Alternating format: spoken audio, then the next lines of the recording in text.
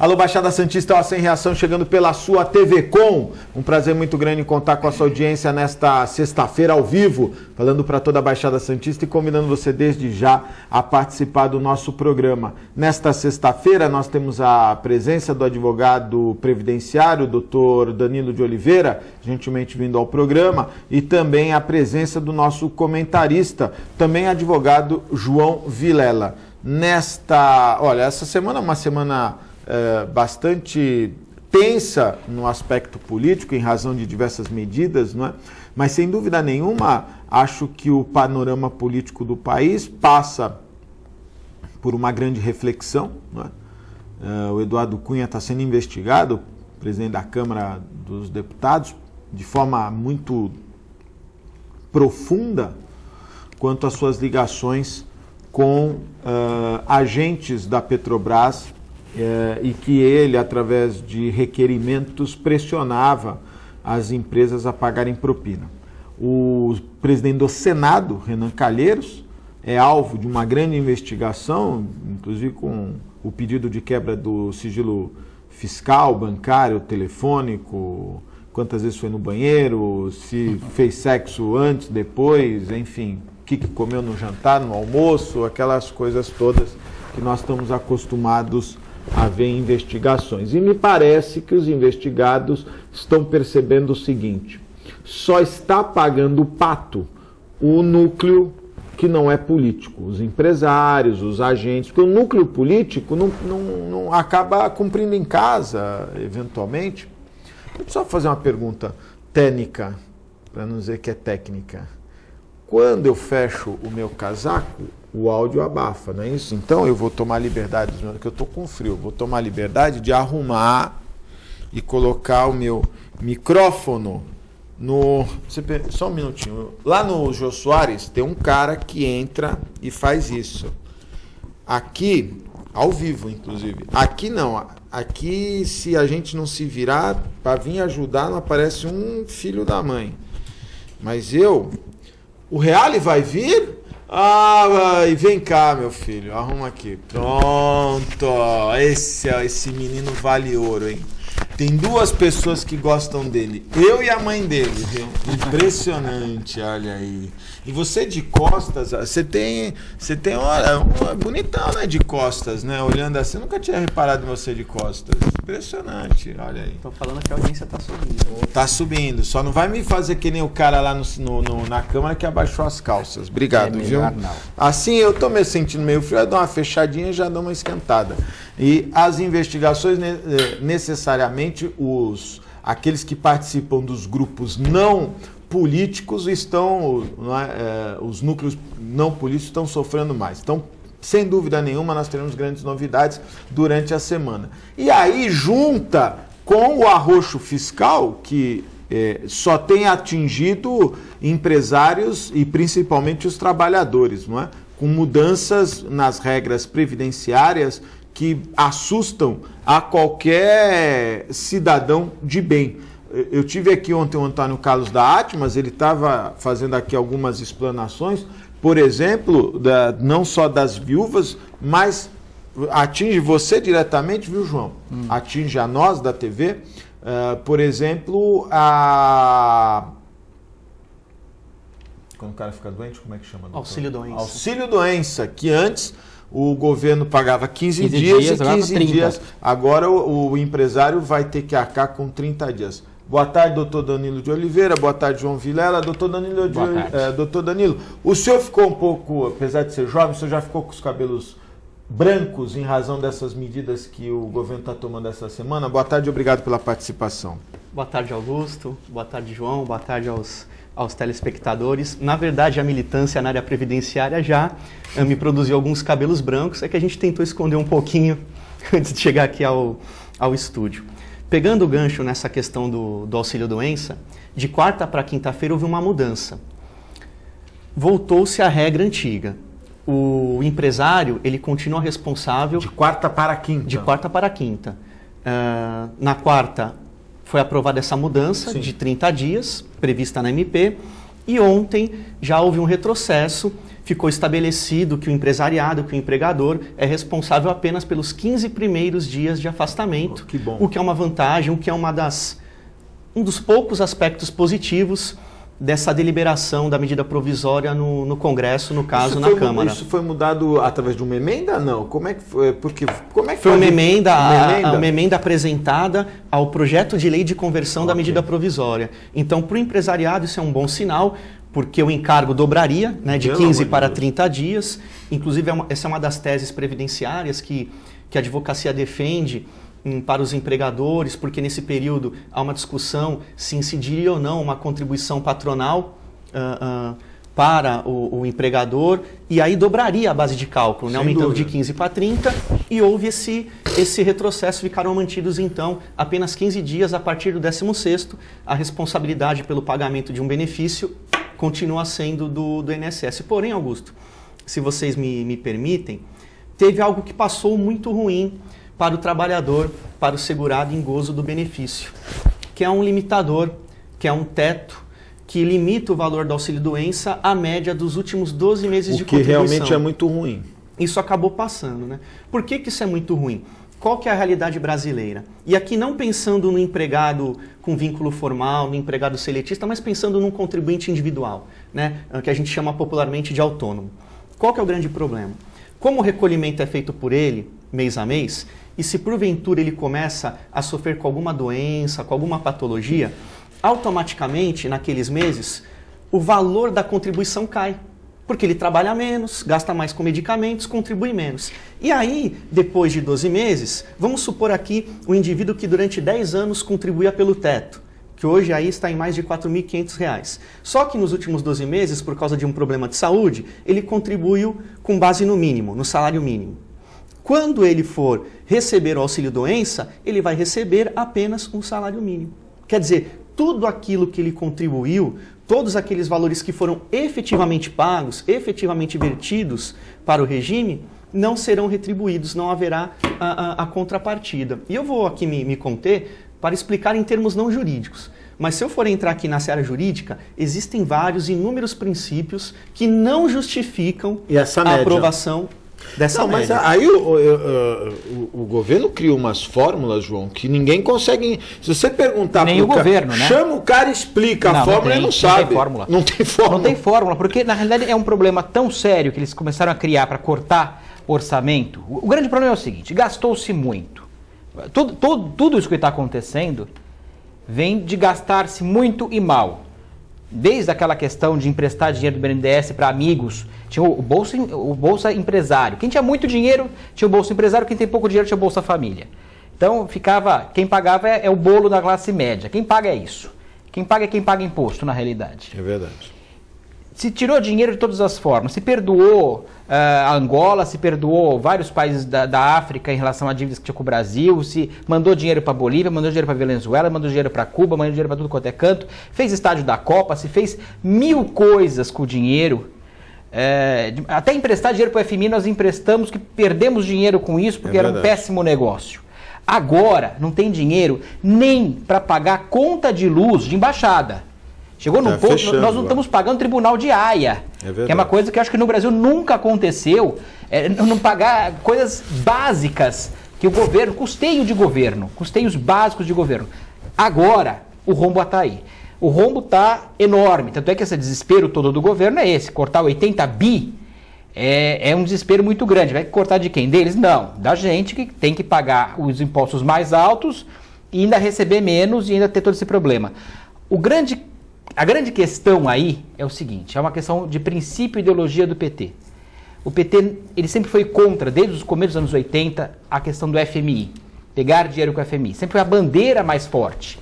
E agora teria que pegar dinheiro com o FMI. E isso vai ser muito complicado. Pegar dinheiro com o FMI seria acabar de vez com toda a questão política. Os próprios... É o fim da linha para o PT. Então, tudo isso para não pegar dinheiro com o FMI, que é a grande questão. Talvez tenhamos que pedir socorro ao FMI, porque não temos dinheiro.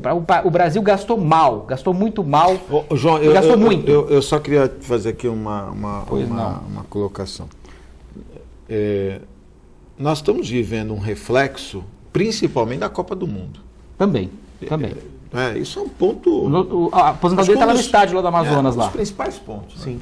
O dinheiro que foi alocado à Copa do Mundo... Tinha que sair de algum lugar esse dinheiro. Saiu. Aí. Não é? Olha o resultado aí. Então, eu só queria fazer essa observação. Depois de 9 meses você vê o resultado. Não. Não é gravidez, mas é quase. João, eu vou dizer uma coisa para você. Para você é novidade? Não, todo mundo sabia disso antes. Não foi falado isso. Todo mundo falou de forma exaustiva desse exagero. Existe um estudo técnico, e a fonte é uma fonte segura, é uma fonte séria, que é a ANAMATRA, Associação Nacional dos Magistrados Trabalhistas. Existe um estudo técnico, um artigo, que diz que essa suposta economia que o governo pretende, com esse arroxo, com essas medidas fiscais, previdenciárias, o valor economizado coincide com o valor praticamente de forma exata com o valor dos investimentos com a Copa do Mundo. Investimento esse que até agora não teve retorno. Então, veja, claro, todo cidadão tem o direito e o dever de se manifestar e de opinar. Mas essa opinião vem de uma parcela da sociedade, vem da própria magistratura. Então, é um estudo que tem uma tecnicidade, embasamento e você maior. Sabe que sabe como é que é feita essa conta? Essa conta é muito simples, né? A gente imagina, que nem agora a Petrobras. A Petrobras foi lá, pegou um número, multiplicou 3% e disse, olha, o rombo da... Tem 3% porque alguém falou que era 3%. Podia ser 5%, podia ser 4%, porque o cara lá, o Barusco, falou assim, olha, eu tomava 3, aí dá 3, olha, é 3, 3, aí virou tudo 3. Mas essa conta é assim, Estádio do Amazonas, 900 milhões, aí põe lá 900. Foi 900 milhões 563 mil reais, ou 901 milhões 500 e... Não, mas é 900. Vai no redondinho. Aí ele pegou, um é 900, 800, um foi 1 bi. Essas contas... Quando o número é muito grande, mas que é vergonhoso, porque 500 mil é 500 mil reais, né? Mas eles fizeram uma conta. Quanto deu? Olha, nós pusemos na Copa do Mundo 15 bilhões. Legal. Bom, nós precisamos tirar 15 bilhões de alguma... Os caras da Justiça Federal tem que tirar de algum lugar. E fizeram essa conta matemática com um detalhe, com uma crise política que não dá para cortar cargos. Porque se cortar cargos hoje, tem que ampliar. Se cortar, aí o impeachment dela sai. Sim. Que hoje o que está segurando ela... É esse núcleo do PMDB que vem, de certa maneira, o Michel Temer, isso tem que parabenizar, tem sido um fiel aliado, e eu acho que quando o que é tratado não é roubado, né? Quer dizer, ele se prontificou, o PMDB se prontificou a ser a base do governo da Dilma Rousseff, e ele mantém firme essa decisão. Não deve ser nenhum alienado, não é? Quando houverem acusações sérias, não tenho dúvida que ele agirá de forma, até porque é um promotor de justiça, na sua essência, mas tem sido aliado. O PMDB, e eu vi todas as manifestações políticas nos plenários, a cobrança, não só do PMDB, mas de outros partidos, da fidelidade à base. Mas nem os deputados e senadores do PT estão fiéis assim, viu, doutor? E do Senado menos ainda, né?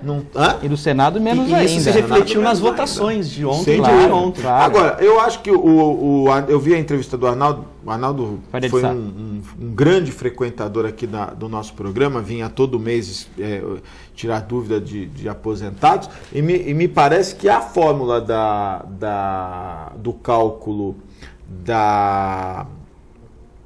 do fator previdenciário foi um alento, pelo menos, né? Vamos ver se conseguimos manter. A gente tem que tomar cuidado, eu até comentava isso com o João antes do início do programa.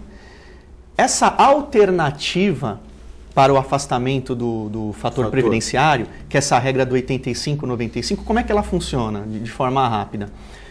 A mulher ou o homem, eles podem se aposentar por tempo de contribuição sem a incidência do fator previdenciário, desde que a soma da idade com o tempo de contribuição seja de 85 anos para a mulher ou de 95 anos para o homem. Só que tem que somar tempo de contribuição com idade. E esse detalhe é importante e muitas vezes passa despercebido no jornal ou na internet quando a gente acessa. Tem que ter o tempo mínimo de contribuição de 30 anos para a mulher ou de 35 Quer para dizer, o homem. ele só pode fazer essa conta se ele tiver essa contribuição mínima. Mínima. E aí a soma, por exemplo, uma mulher com 30 anos de contribuição, a soma desse tempo de contribuição com a idade tem que atingir o valor de 85. Por exemplo, a mulher que alcança os 30 anos de contribuição, ela contribuiu 30 anos.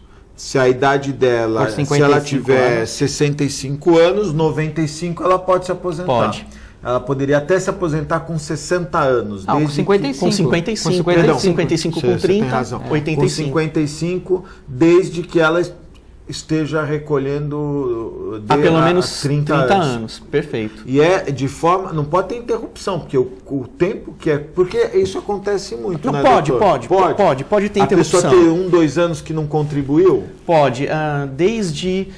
Como é que funciona isso? Essa é uma dúvida que eu tinha. Desde 2003, salvo engano, Lei 10.666 de 2003, não me lembro com precisão, mas o ano é 2003. Não se exige mais a manutenção da qualidade de segurado, ou seja, estar em dia com o pagamento da Previdência para se aposentar por idade ou por tempo de contribuição. O que é necessário é cumprir os requisitos. São as contribuições. Basicamente, as contribuições. Eu acho que é um sistema falido. Sim. Não é? Porque não dá para você pagar não dá para você... Previdência, as pessoas têm que pôr na cabeça que previdência, isso nesse caso, é assistência social. O cara chegou numa idade... Tinha que dividir, né? Tinha que separar uma coisa da outra. Olha, o LOAS está na Previdência, os pagamentos do LOAS estão na Previdência. Mas é uma questão apenas de gerenciamento de administração, porque a natureza ainda é assistencial. É o único Previdência? É o único. Mas tá errado, então. Mas é uma questão de opção política para administrar o recurso. Porque é o único benefício assistencial que fica a cargo do INSS, da Previdência Social. O LOAS? É, o benefício assistencial. Sim, LOAS. o Fundo Rural também, o dos aposentados rurais também, eles nunca contribuíram. Mas aí a natureza não é assistencial. A natureza não é, mas o fato em si sim. Acaba sendo. Funcionando como uma... Se o cara não depositou, nunca depositou e passa a receber uma hora, aí vem o tal do déficit da Previdência. E as informações que a gente tem... E não são só isso, né? Tem mais coisa. Mas o déficit não é esse. Não. O déficit, aliás, a Previdência não é deficitária. Não é. Isso é uma outra questão, assim. Só para a gente poder concluir aquele raciocínio anterior, essa regra dos 85-95, ela ainda não foi aprovada. Ela apenas passou pela Câmara. Essa fórmula do fator previdenciário. O Senado ainda vai deliberar essa alternativa ao fator previdenciário, que ele vai continuar existindo. E a gente tem acompanhado, já presenciamos aí vários sinais de que a presidente Dilma, ela vai vetar. Caso o Senado aprove, ela vai vetar. Tanto é verdade que, preocupada com o impacto desse veto, por meio de decreto, e eu preciso até estudar a validade disso, por meio de decreto, ela criou um fórum para debater essa fórmula com as centrais sindicais. O prazo era de 180 dias, daí o Michel Temer, como um grande articulador político, falou, não, é muito tempo, a gente tem que reduzir para 60 dias, tem que agilizar esse processo, essa negociação, essa conversa com as centrais sindicais. Então, essa alternativa... Ela está meio sem moral com as centrais, hein? Ela vai ter bastante. Meia bondade sua, né? Eu sou um cara educado. Eu sou educado. Não está com nenhuma moral, né? Mas é questão desse decreto... Nem a CUT, né? Nem nada. Mas não dá, sabe qual é o problema? Você imagina, eu entendo que há necessidade, sem dúvida nenhuma, de ajustes. O país sem precisa, dúvida. Né? Se gastou... Hoje, se a gente não tivesse gasto o dinheiro da Copa do Mundo, se o BNDES não tivesse gastou tanto errado, se a Petrobras não tivesse tanto buraco, o país estaria numa situação extremamente confortável porque dúvida, continuaria subsidiando a gasolina, portanto a inflação estaria controlada, porque a Petrobras estaria capitalizada. A gasolina está barata agora também, né? Estaria barata a gasolina também agora, o mercado internacional está barato. Sim, mas a Petrobras hoje a Petrobras está numa situação difícil. Muito. Aí o dinheiro, grana viva, foi para a Copa do Mundo.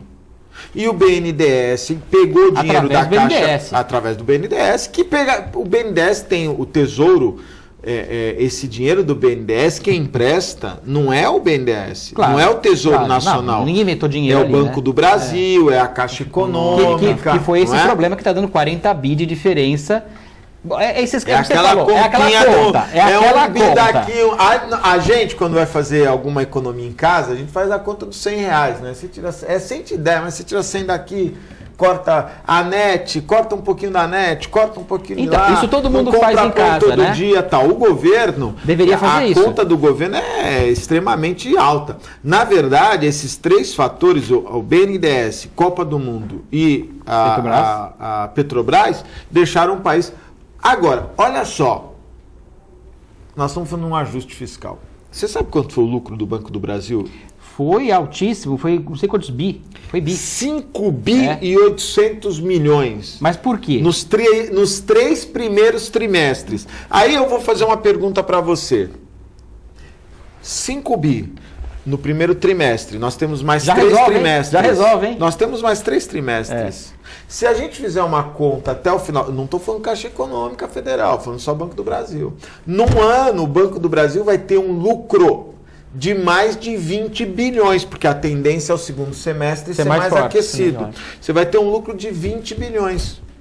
E o governo, como é detentor de mais da metade do banco, teria metade, teoricamente. Sem dúvida, teria metade. Esse dinheiro vai ter que ser dividido pelos acionistas. Brasil. Agora, o meu medo, agora onde eu vou te falar do meu medo. O meu medo é que esse dinheiro já esteja sendo utilizado certamente. E não está na conta. Certamente. Porque a única justificativa para que a conta não feche, né? Que esse dinheiro já esteja empregado em alguma... Esse dinheiro já está sendo utilizado. Então, na verdade, acho que esse arroxo fiscal por parte esse arroxo ao trabalhador por parte do PT, realmente ninguém imaginava. Olha, antes de continuarmos, eu quero deixar aqui um abraço ao presidente do Sindaporte, o Everandi Cirino dos Santos. Ontem aconteceu uma solenidade na sede do sindicato, na Júlio de Mesquita, com presenças... Olha, o prefeito Paulo Alexandre estava lá, o Paulo prestigiando com todo o seu staff, prefeito Paulo Alexandre, a presença do presidente da Codesp, Angelino Caputo, diretores da Codesp, a presença de vereadores, alguns sindicalistas, os sindicalistas do Porto não prestigiaram, mas alguns sindicalistas estavam lá, e uma grande festa e uma homenagem especial ao ex-deputado federal, o Del Bosco Amaral, Joaquim Del Bosco Amaral, que por muitos anos foi lá um grande incentivador da questão portuária, recebeu uma homenagem ao meu amigo Nobel Soares, o advogado Nobel Soares, que foi restituído, foi reconduzido, melhor, ao sindicato e, inclusive, com o pedido oficial do Cirino para que a Codesp reconheça que ele foi funcionário e foi afastado em razão das greves dos anos 60, para que ele possa pleitear a indenização de anistiado político que ainda acontece no nosso país. Então fica aqui um registro ao meu amigo Everandi Cirino e o sindicato. Ontem a conversa em todas as rodas era o assunto principal. O governo está achatando o trabalhador. Inclusive algumas pessoas me comentando sobre as pensionistas, né? Que em alguns casos, eu estava conversando com o Macaé do Sintracomos, no caso de acidente de trabalho, né, o marido morre num acidente de trabalho, a viúva, se ela tiver 30, 35 anos, ela está perdida. É a questão da jovem viúva, né? Independentemente do governo ser de esquerda ou de direita, que não existe na verdade no Brasil, um rápido retrocesso histórico mostra que sempre quem paga a conta é o trabalhador. Sempre quem paga a conta no momento de crise econômica é o povo. É uma política totalmente inadequada, porque se a gente pegar, por exemplo, num passado não tão recente, depois de grandes guerras, geralmente o que faz o governo? Ele foca no social. Aqui no Brasil não. Independentemente do PT agora no poder, independentemente do PSDB na década de 90, principalmente no fim da década de 90, seja quem for, quem paga a conta, quem sofre, quem é prejudicado, quem é sacrificado é o povo, é o trabalhador. No caso da jovem viúva, muita gente é a favor dessa mudança. Olha, a jovem viúva, como ela tem uma expectativa grande de sobrevida, ela pode se reinserir no mercado de trabalho. Se ela nunca trabalhou, ela vai se qualificar, vai trabalhar, vai ser capacitada. Me fala que eu vou encher de porrada. Vai no Pronatec, porque olha só, vai no Pronatec. Porque olha só, doutor, uma mulher casada com um pai de família, o cara tem 2 filhos, uma mulher de 35 anos, tem 2 filhos. Aí o cara cai no andaime, estou dizendo um trabalhador, não vou dizer um operário, o cara cai do andaime, racha a cabeça e morre, a mulher com 35 anos, tem 2 filhos, ela vai receber a pensão. Se o salário dele for alguma coisa em torno de R$ 1.200, quanto que ela vai receber de pensão? Já não vai receber os 1.200. Perfeito, é feita uma conta. Ela deve receber algo em torno de R$ 800, não é isso? Ainda bem que não passou aquela redução do valor do benefício, Sim, que ela receberia 60%. Aí, 50, né? Era 50 mais 10, né? Aí, na verdade, mais 2 filhos, aí não é arroxo, aí é sacanagem, né? Ou tem outro nome. Não, mas ainda bem que não passou, porque quase que passou. Não passou, mas está sendo usada, né? É medida provisória. Tem muita pessoa viúva, tem até um caso, uma pessoa conhecida minha, viúva, que ficou viúva agora, uma senhora, que... O INSS está usando essa... Está usando, a medida provisória? Está usando, né? Não é o que vai ter. Você está brincando, é mesmo? Com certeza absoluta. Ela ficou desesperada. Quando ela foi ver o valor que ela ia receber, ela falou, não é possível, porque o marido dela era um guarda portuário, recebia um adicional por um acidente que teve também, que vai perder esse adicional, já ia reduzir bastante. Dessa redução foi metade. É, isso mesmo. Ela falou, eu não pago nem meu condomínio, que é barato, que é um prédio popular. Ela não consegue pagar o mínimo das contas dela. Não, mas uma senhora com 70 e poucos anos, uma mulher de 35 anos que tenha 2 filhos e o marido ganhasse R$ 1.200, e normalmente essa mulher trabalha fora, né? O cara morre, ela vai receber alguma coisa em torno de 800 a 900 reais. É difícil fazer a conta sem saber o histórico dos salários de contribuição. Mas algum... 800 reais, por exemplo. Quantos anos ela vai receber os 800 reais? Ela com 35 anos. Então, na verdade, existia uma tabela de expectativa de sobrevida e idade que tinha aí prazos de 3, 6, 9, 12, 15 anos ou vitalícia. Essa tabela até melhorou. Agora 3, 6, 10, 15, 20 anos de 45 anos, né? Isso. Eu concordo com você, eu apenas coloquei algumas coisas que eu tenho ouvido. Eu concordo que por mais que ela seja uma jovem viúva, ela tem um momento, uma necessidade. É o pior momento no aspecto emocional, no aspecto econômico, para querer uma reinserção no mercado de trabalho e mais. Se a gente pegar o argumento do governo... Quando ela ficar idosa, ela não vai ter a pensão. Não. E se a gente pegar o argumento do governo, que é o argumento econômico, o próprio direito econômico não justifica essa tabela. Por quê? Nós estamos, nos últimos 15 anos, na última uma década e meia, no pior momento, no pior índice de vagas formais de emprego no mercado. É verdade. Então, veja, é um contrassenso. Ela não vai arrumar emprego. Ela não vai arrumar emprego. Então, essa forçada na barra que o governo dá para que essa pessoa retorne ao mercado de trabalho vai contra a própria realidade do mercado de trabalho. No momento, o governo sabe disso. O governo sabe que não há vagas formais e até mesmo informais de trabalho. E é uma coisa curiosa, né? Porque a gente precisa do dinheiro quando está aí velho, né? Exatamente. Não é? Sim. E quando ela tivesse, ela não... É difícil. Quando faltar força produtiva, força para o trabalho. Olha, mas... Não dá para entender, viu? Não tem lógica, Não né? tem lógica. Não tem lógica. Eu vejo as coisas, eu estou tão desanimado esse governo realmente não precisava ter, né? Não precisava ter agido assim. O povo brasileiro não merecia isso. O povo brasileiro não merecia e acho que quem fica mais chateado é quem sempre apoiou o PT, quem votava no PT, que agora está numa situação vexatória. Não tem mais PT. Tem o vídeo do... É que acabou... Olha, eu vou contar um segredo para os telespectadores. A bateria do meu tablet acabou e eu esqueci de carregar. Então, tudo que a Daiane preparou com muito carinho e colocou aqui, não posso ver porque acabou a bateria. Mas eu lembrei do vídeo do Aldo Moro. Aldo Moro não, pelo Aldo Moro foi na Itália, morreu com uma... Eu sei que é Sérgio, eu estou confundindo. Aldo Moro, no Operação Mãos Limpas, era um juiz italiano, foi uma grande mudança na forma de conduzir, que acho que deveríamos trazer para o Brasil, né, que nos anos 70 conseguiu combater, nos anos 80, conseguiu combater as facções criminosas na Itália, quem sabe uma operação Mãos Limpas no Brasil, não. Eu achei interessante era o Fernandinho Beiramar que estava com o juiz lá, dizendo, não vou entregar os meus companheiros. Ele fez algo que eu nunca tinha, eu não sabia nem que alguém tinha feito já. Não, existia, mas as alegações finais podem ser dadas por memoriais ou pelo advogado fazendo alegações finais, realmente. Mas o réu fazendo as alegações finais eu nunca tinha visto. Acho que ele está estudando pra caramba. Não, ele é inteligentíssimo. Inteligente ele é. Muito inteligente ele é. Bandido inteligente. Bandido inteligente.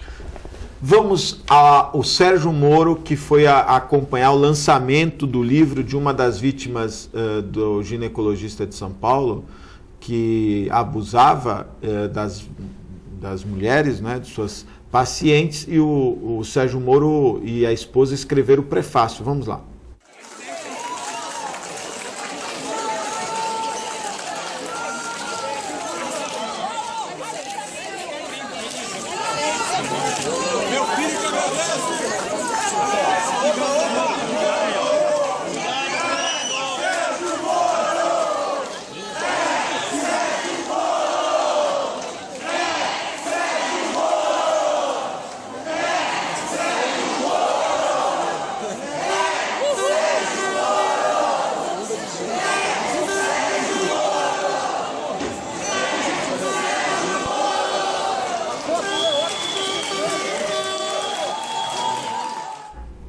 Olha, dizem que ele ficou de forma muito serena, não respondeu a nenhum tipo de pergunta, ficou meia hora, foi embora de forma muito silenciosa, não é? Porque contamina esse tipo de movimento, viu, João? Ele não pode perder a essência, né? Aconteceu com o Joaquim Barbosa também, né? Naturalmente. Mas eu acho que o Joaquim Barbosa tinha um pouquinho mais ele era um pouco mais atirado, né? O Sérgio Moro não. A única muito resposta... mais discreto. Muito mais. A única resposta que ele deu foi não. Quando fizeram uma pergunta qualquer lá, ele disse não. E tem que ser assim, porque senão ele perde Porque senão, da mesma forma como as pessoas ovacionam, as pessoas jogam pedras. Fácil, né? Fácil.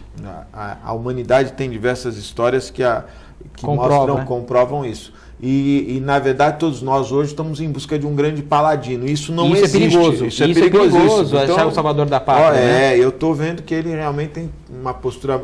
De uma certa forma foi feito isso, né, com o ministro Joaquim Barbosa. Exato. Né, e com todo o respeito, toda a admiração que a gente deve a ele, existem casos específicos em relação à advocacia onde ele acabou perdendo a mão, né, onde ele ultrapassou alguns limites e até, infelizmente... Mas hoje também estão alegando que o Sérgio Moro tem ultrapassado limites, não é? Mas me parece que ele tem feito tudo muito centrado com orientações do Supremo. Apesar de ele ser muito comedido nas aparições, o que é necessário, o que é importante, dúvida. Talvez ele tenha que ser comedido nas próprias aparições, evitar esse tipo de aparição, pelo menos nesse momento. É incrível quando acontece uma dessas crises no Brasil. O fio da meada sai dos lugares menos prováveis, né? Aquele vídeo que teve na época do Mensalão, que era um cara de terceiro ou quarto escalão do Correios recebendo, e começou e virou o Mensalão. Esse caso era um posto de gasolina do Youssef, era um posto de gasolina no Paraná. O Banestado. Era um posto de gasolina que os caras estavam investigando, porque o Youssef já tinha se metido em alguns rolos. Não, na verdade era um desvio do Banestado. Sim, mas chegaram no Youssef. Mas o nome da operação Lava Jato é porque era um Lava Jato mesmo. Não, sim, mas antes da operação Lava Jato havia uma investigação no Banestado. E começou a chegar no... Não, e aí chegou no Youssef. Não, já respondeu várias vezes. Mas mais uma cliente vez, da justiça há muito tempo. É bom deixar claro que outro dia alguém me perguntou, mas por que está lá em Curitiba? Porque a origem do processo era uma investigação de lavagem de dinheiro no Banestado. E ao contrário do que o governo fala, aquele que está investigando, que ele está permitindo... Governo? Não, essa história toda aqui que se coloca, é a Polícia Federal que está fazendo o seu trabalho, o Ministério Público fazendo o seu trabalho. Tinha uma consideração muito grande pelo José Eduardo Cardoso, a quem eu conheci quando era chefe de gabinete da prefeita Luiza Erundina, e eu tinha um respeito muito grande por ele.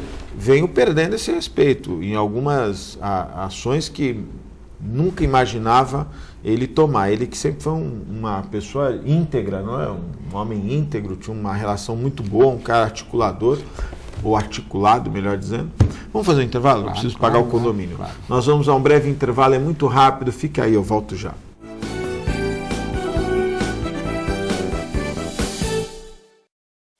Com o objetivo de atender cada vez melhor, o Plano de Saúde Santa Casa oferece a você e a sua família uma ampla rede de atendimento em Santos, São Vicente, Praia Grande, Cubatão e Guarujá. Além de contar com a melhor equipe médica e multiprofissional do litoral paulista. Plano de Saúde Santa Casa de Santos. O melhor atendimento em plano de saúde. 3226-6200. A Clínica Multiimagem é especializada em exames de radiologia e diagnóstico por imagem, investindo continuamente em tecnologia e trazendo constantes inovações para proporcionar à comunidade médica e seus pacientes diagnósticos ainda mais precisos. Sua nova e moderna estrutura, aliada à tecnologia de ponta, juntamente com o corpo clínico especializado, tornam a Clínica Multiimagem um dos centros de diagnósticos por imagem mais avançado do estado de São Paulo. Entre em contato pelo telefone 3202-1250.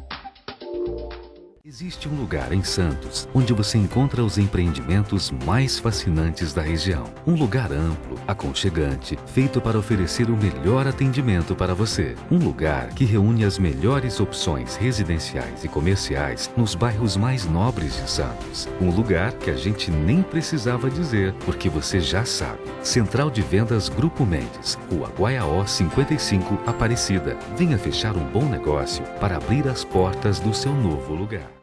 Buffet Maison Vanucci, um novo conceito em festa. Requinte e sofisticação no mesmo espaço.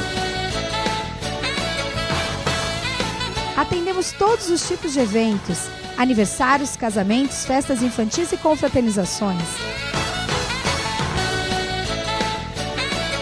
Venha conhecer nossos ambientes e faça o seu orçamento. Buffet Maison Vanucci, Avenida dos Bancários, 42.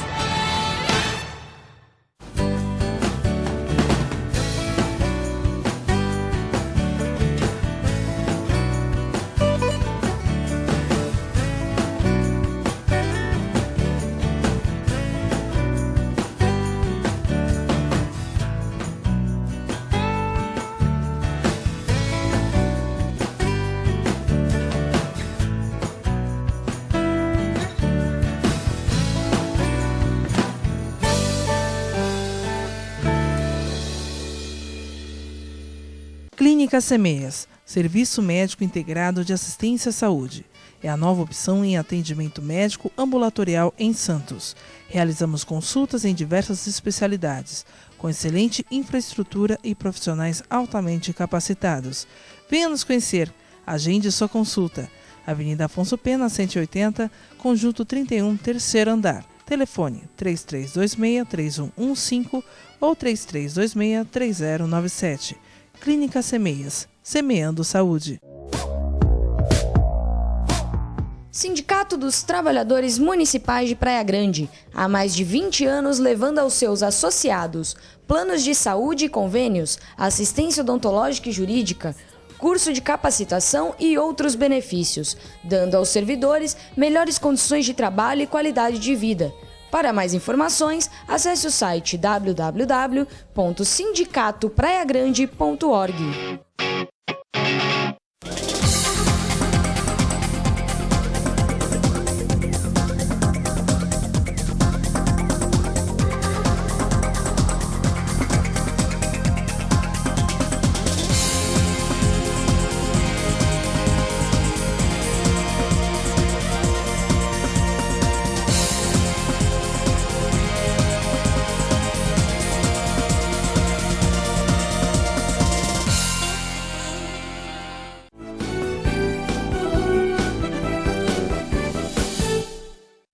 Estamos de volta ao vivo, mandando um abraço especial, meus amigos da... Olha, ontem, quando falamos da Ausan, estava presente neste estúdio, que nos traz muita alegria, o Eduardo Filete. E eu perguntei, Filetinho, Filetinho, você tem a Ausan? E ele respondeu, não.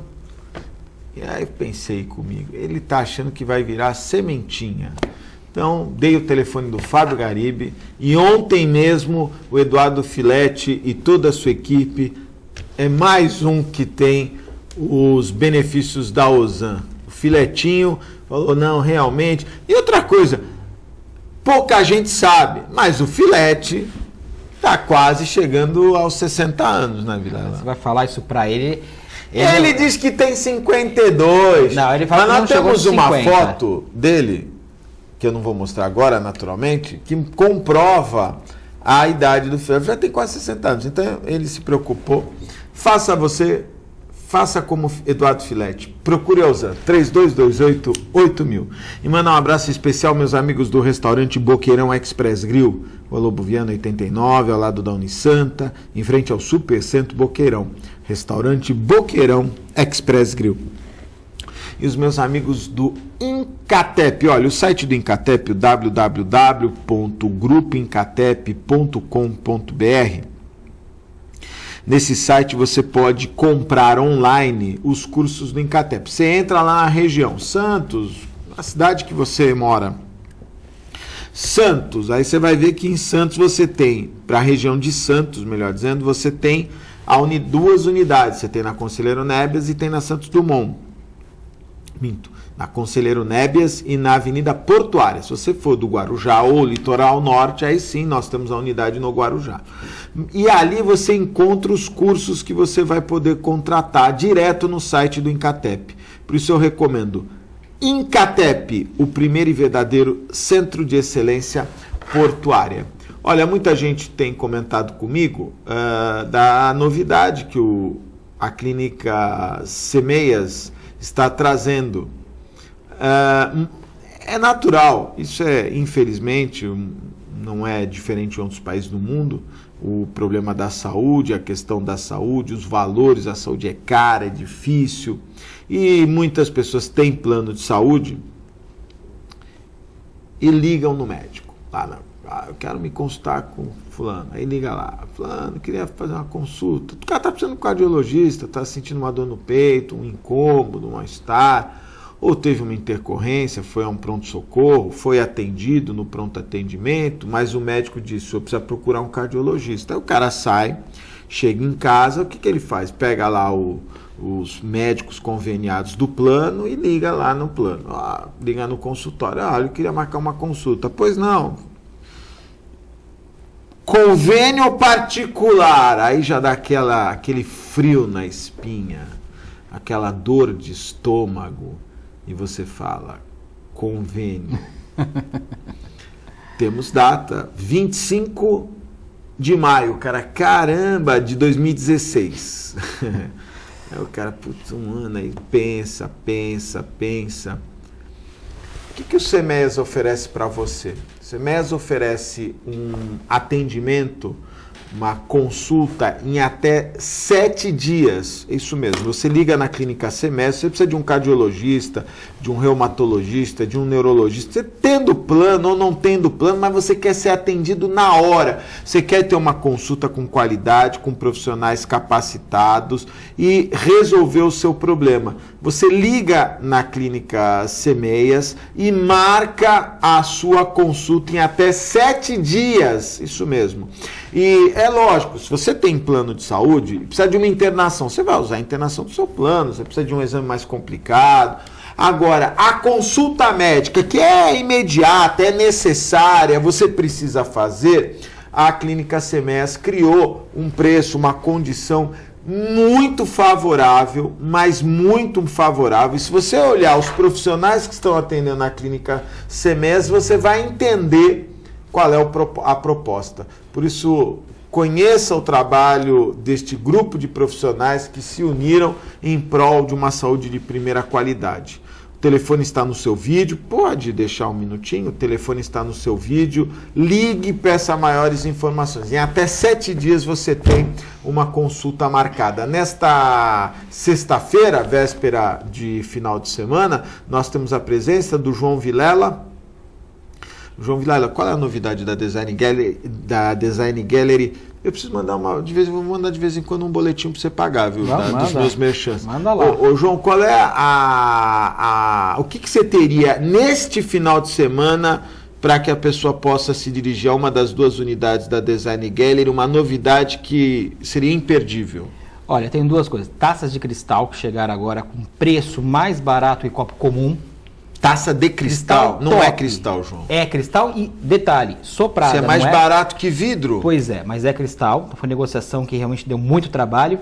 E linha de silicone. A linha, principalmente a linha olha, eu vou te falar uma de coisa. bolo, forma de bolo. Você imaginar de modelo. Isso vicia, esses negócios de silicone. Não, você vê, no mundo eu inteiro adoro isso. Porque eu não cozinho porcaria nenhuma, mas eu gosto de estar ali. E tem cada novidade, negócio de silicone interessante. A linha de bakery, que essas linhas de confeiteiro, confeitaria, que hoje tem programas no mundo inteiro. Sem dúvida. É o que mais todo mundo quer fazer. Anti-estresse, né? E muita gente ganhando dinheiro em casa com isso. Tem muito cliente, tem uma cliente de Cubatão até. Fazendo. Ela tá toda semana lá, ela fala, quem chegou de forma nova? Porque ela vende bolos para fora. Sim. Ela faz os bolos, lógico, se ela tiver formatos diferentes, tipos diferentes. É um atrativo. Ela, João, tem que ter pelo menos um novo por semana, porque eu vou vendendo meus bolos e ela não para. Eu tenho que te encomendar um bolo com ela, falou, olha, tem para daqui a 2 semanas. Agora, esse silicone, ele já é próprio para o contato com o alimento, João? Contato com o alimento, que é areia. O que é interessante é isso.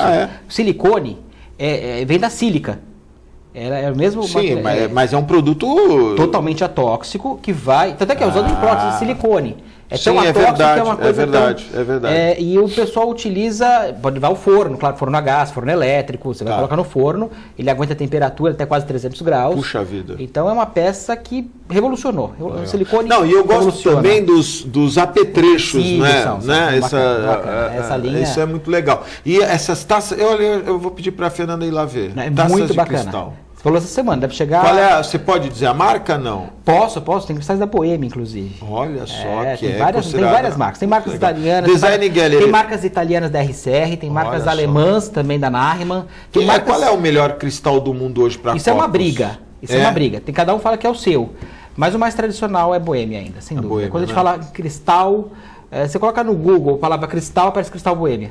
Legal, coisa interessante. Com 400 anos, né, Diego? Tem todo Uma vez eu vi como se faz o cristal, como se faz as pedras, o cara sopra, artesanal. O meu primeiro programa que eu fiz de gravação, sim, eu fui numa fábrica de cristal e fui tentar soprar. É terrível, eu fiquei quase 3 horas tentando aprender e ficou um lixo, né? Da menor capacidade. Eu vi uma vez um filme que... Mas nem pra... aliás, um documentário, o cara fica girando lá, assoprando. É um dos trabalhos mais difíceis. Falando em trabalho previdenciário, aliás, é um dos... É insalubre, né? Não, tanto é que não tem fábrica, mas é só cooperativa que tem. Porque o cara não consegue trabalhar. O pior é o seguinte, quando o cara consegue ter uma maturidade de trabalho, quando ele começa a ficar bom no trabalho... Já tá velho. Ele não pode mais trabalhar naquilo, porque ele não aguenta. É um forno altíssimo, a temperatura, o cara tem que estar soprando. E é contínuo, né? Os vapores que vêm, né? Eu vi, vidro no Facebook tem o cara fazendo um cavalinho. É incrível. Aquilo esse cara tem que dar um prêmio para ele. É incrível. Né? Quando você nota aqueles profissionais fazendo, você dá muito mais valor. Você vende esse tipo de decoração? Decoração não. Só mesmo utensílios para... a parte de vaso, sim. A parte de... Mas esses cavalinhos... Isso não. Isso é uma coisa que...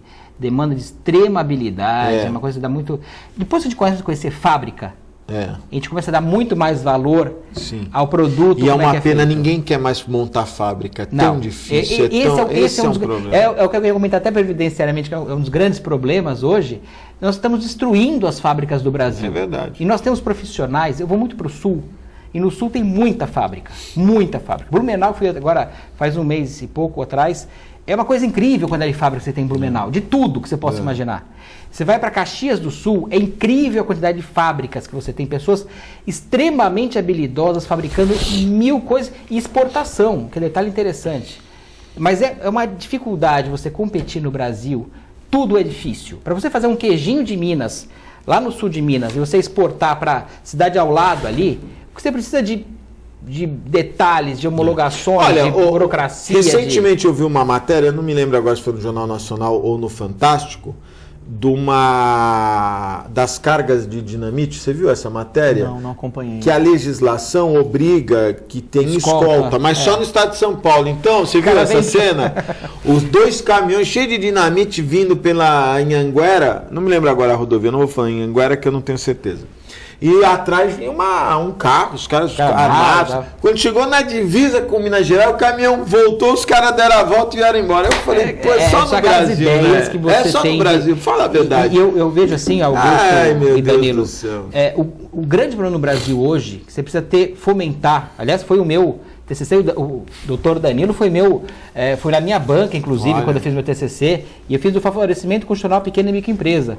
Porque a gente precisa ter esse resgate de um Brasil com ordem e progresso, com desenvolvimento, com educação. E essa educação passa, inclusive em cursos técnicos, passa em pequena e microempresa, que realmente você consegue ter emprego. Esses empregos formais, de empresas bem estruturadas, é que vão pagar a aposentadoria das pessoas lá para frente. O Brasil vive um momento muito delicado quanto a isso. João, Marechal Deodoro, a loja 2 e a loja 1 na Azevedo Sodré, 3. Né? Isso, exatamente. Logo no início da Azevedo Sodré com a Conselheiro Neves e a Marechal Deodoro esquina com o colégio ali. Isso, com a Praça Fernandes Pacheco. Exatamente. Legal. Doutor Danilo, o senhor está à frente da Comissão de Previdenciária da OAB Santos, é isso? Isso, da OAB da Subseção de Santos. Da Subseção de Comissão Santos. de Temas Previdenciários.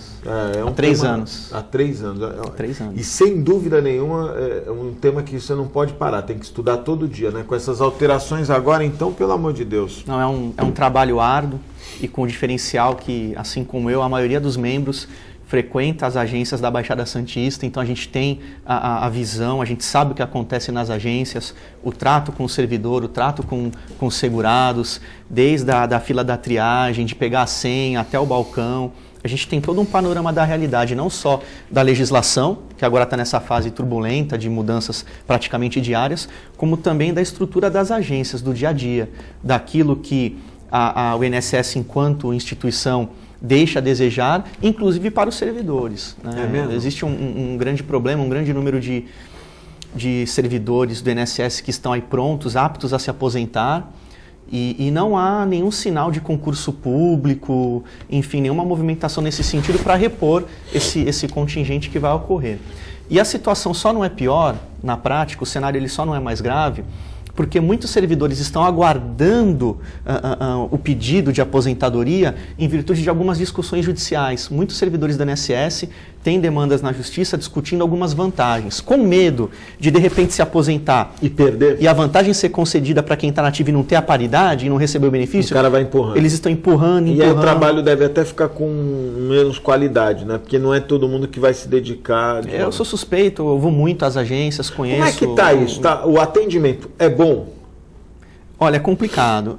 Na medida do possível, tem muitos servidores esforçados. Naturalmente. Mas essa desvalorização, o cansaço... A agência de Santos, por exemplo, ela tem um atendimento médio diário de 500 a 600 pessoas. E são 500, 600 segurados, não vão comprar pão, não vão comprar uma camisa, não vão comprar um cristal para agradar a sogra, por exemplo. Né? Fica a dica.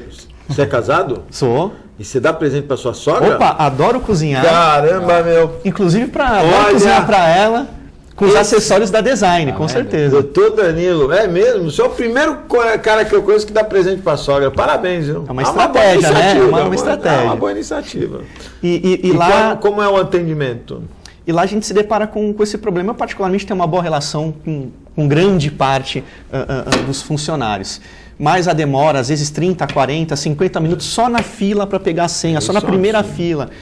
Não totalmente... cabe, né? Não cabe. Serviço como não é culpa do funcionário. E veja, estrutura física, prédios, o INSS tem. Precário. Não, mas tem. Falta o quê? Investir. Mas na modernização, né? E nos servidores.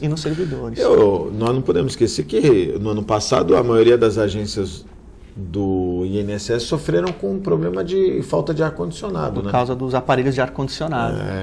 Os imóveis que não estavam preparados, é um negócio... Existe uma incompatibilidade, veja só. Aconteceu essa semana, inclusive. Pela internet, eu tentei um agendamento de um benefício pensão por morte, um requerimento de pensão por morte. Havia alguma divergência cadastral, não consegui fazer o agendamento, que também já é uma discussão, porque o advogado ele pode, sem um agendamento, se dirigir e fazer o requerimento. Eu muitas vezes opto pelo agendamento, que é uma forma de você organizar uma agenda aí cheia de atividades. Bom, Sou brasileiro, não desisto nunca. Acessei o site da Dataprev e consegui fazer o requerimento pela internet. Inclusive foi gerado um número de benefício, com todas as informações do segurado que faleceu e da viúva, certidão de casamento, RG. Lancei todas as informações, até a conta bancária da viúva, na qual ela vai receber o benefício pensão por morte. Fez o trabalho correto. Informei tudo, imprimi, levei na agência. Daqui a 30 dias ela vai receber o benefício. Onde é que está a incompatibilidade? Eu levei mais tempo na fila para pegar a senha do que na internet lançando os dados. Que coisa, né? É um absurdo, absurdo. Esse desinteresse da alta cúpula. Aí eu já ouvi que o INSS, quem manda, não quer que o negócio ande, porque quem quer pagar... Quanto mais dura tem que pagar, né? Tem que pagar. Lógico. Quanto mais disser que está tudo bem, mais... É aquilo que eu digo e as pessoas até se assustam. Como advogado, o INSS é maravilhoso. É mesmo? Porque ele me gera clientela. Da demanda, né? Tudo, ou quase tudo, tem que ser judicializado. Agora, como cidadão, é inadmissível. É inadmissível, é uma pena, mas é a realidade nossa.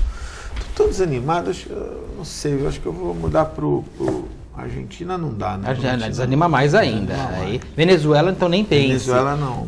Aqui tá sobrando só Chile, né? México nem o Chile México é o único que está ainda saindo na América Latina razoável, Acho que o Uruguai também, o Uruguai é legal. É que o Uruguai você não consegue ter nada, né? Lá não. O país é microscópico em tudo, né? População pequena, não tem nada, não tem atividade. É bacana, é um estado legal, né? Não é um... Não dá para chegar Guiana... Guiana é legal, mas tem que ser francês, né? O Durez.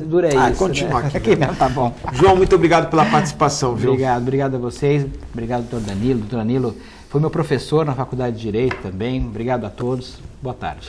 A você, Danilo, muito obrigado pela participação também, viu? Eu que agradeço, Augusto, ao amigo João Vilela, doutor João Vilela, papai empresário, esse homem que é um ícone, tem multitarefas. Se você me permite, 2 rápidos abraços para 2 amigos que aniversariaram ontem, o Dr. Leonardo Saraiva, advogado, o Dr. Norberto Moreira da Silva, que é diretor do curso de Direito da Unisanta, que fez também aniversário ontem. E por fim, um abraço também fraternal ao professor Luciano, que também é professor lá da Unisanta, que lança, se me permite, dele que é ótimo, lança na próxima terça-feira, se você me permitir, às 18h30, na OAB, na Casa 1 do advogado. Ele lança um livro, Introdução às Ciências Penais e ao Estudo do Direito Penal, juntamente com o pai dele, Dr. Aldo, militante aqui no Tribunal do Júri há muitos anos, super conhecido, é um lançamento Luciano imperdível. Né? Você está falando exatamente o Luciana Pereira. Grande Luciano aí. Muito bem, registrado. Eu estou pensando, que muito presente obrigado. que eu vou dar para minha sogra? Tem bastante coisa. Às vezes dá um prêmio, eu estou pensando. Caixão não, vai ficar muito pesado, né? Fica chato. Cristal Cristal Boêmio. Muito obrigado pela sua audiência. Nós estamos indo embora, mas voltamos. E tem gente que acha, eu gosto da minha sogra, eu não vou dar um caixão para minha sogra. Caixão não dá. Uma caixa grande. Muito obrigado pela audiência. Nós voltamos na segunda-feira ao vivo, direto aqui dos estúdios da TV Com. Um forte abraço e até segunda-feira, se Deus quiser e Ele há de querer. Tchau.